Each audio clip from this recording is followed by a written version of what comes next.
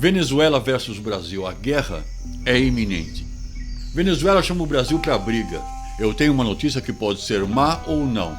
A possibilidade da Venezuela arrastar o Brasil para uma guerra é muito provável. O vice-presidente general Mourão anunciou que vai entrar para entregar pessoalmente a ajuda humanitária vinda do Brasil.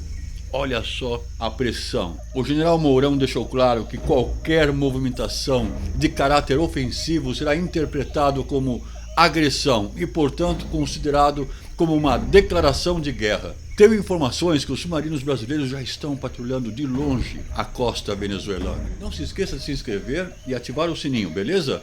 Vinheta!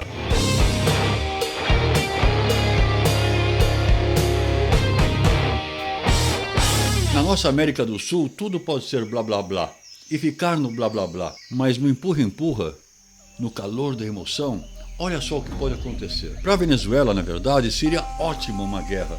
Quando a ajuda chegar e os soldados brasileiros forem entregar, se houver provocações, a coisa estoura. O Brasil não quer entrar e está fazendo corpo duro com os Estados Unidos em não permitir uma presença americana na fronteira com a Venezuela. Mas se não entrar, venhamos e convenhamos, vai pegar muito mal com os nossos novos aliados americanos.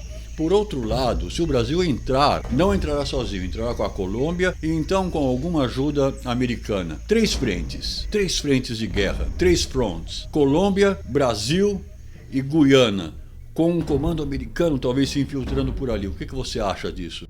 Pessoal de Roraima, preparem-se para o corte de energia, pois quem sustenta Roraima com energia elétrica é a Venezuela. Continue assistindo e explicarei o porquê dessa afirmação. Juan Gerardo Guaidó Márquez, engenheiro e político venezuelano, autoproclamou-se presidente da Venezuela e foi prontamente reconhecido como presidente interino por vários países, incluindo os Estados Unidos, inclusive o Brasil, e outros países do chamado Grupo de Lima. E é por isso que o Maduro está uma vara com o Brasil e, portanto, usando a tática do conflito como distração. A Venezuela chamou o Brasil para a briga e o Brasil respondeu: se você passar dessa linha, vai tomar porrada, meu.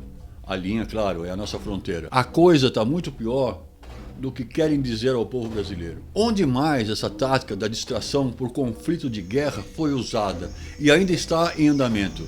Responde aí nos comentários. Você sabe por que o exército venezuelano não se rebela? Vê se concorda comigo. A Venezuela é a última posição, a última trincheira comunista. Está cheio de espiões, soldados e matadores cubanos e também de outras nacionalidades. Veja e analise junto comigo. Assim como o matador sanguinário Bashar al-Assad da Síria, o Maduro copia uma fórmula que já deu certo lá na Síria e que também para o governo podre do Maduro poderá funcionar. E veja só, o Maduro também, assim como na Síria, tem a proteção da Rússia, Cuba e muito provavelmente da China. E é só por isso que ele está dando uma de machão.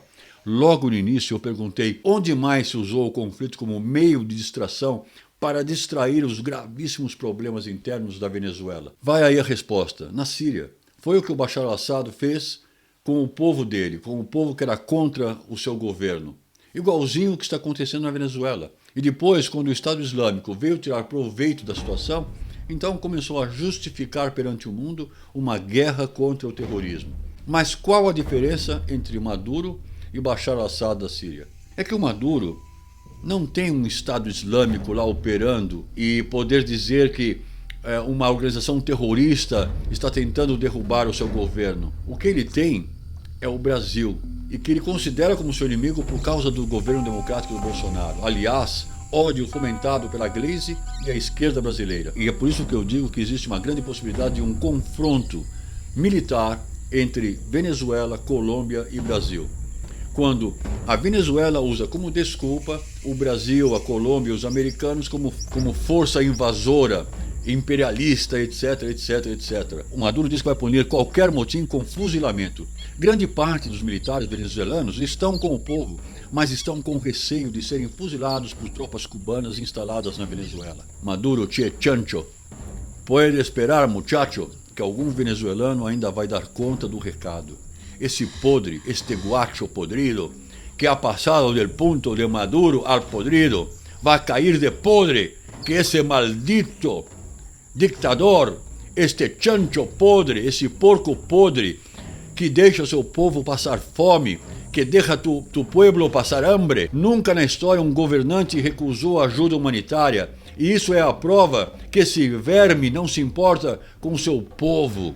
E querem saber qual é o pior? O pior é que nós temos uma esquerda brasileira que apoiou esse ditador sanguinário.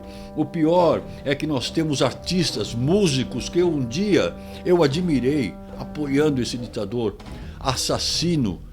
E depois dizem que o Brasil é que é fascista. Veja o que esta merda de ser desumano fez com a ajuda humanitária que recebeu de vários países. Veja só como estão. Essa é a situação. Este é o ditador que foi apoiado, esse ditador sanguinário que foi apoiado pelo PT, pelo PSOL. Enfim, muitos aqui no Brasil o apoiaram. Não se esqueçam da visitinha da Gleisi Hoffmann lá com o Maduro.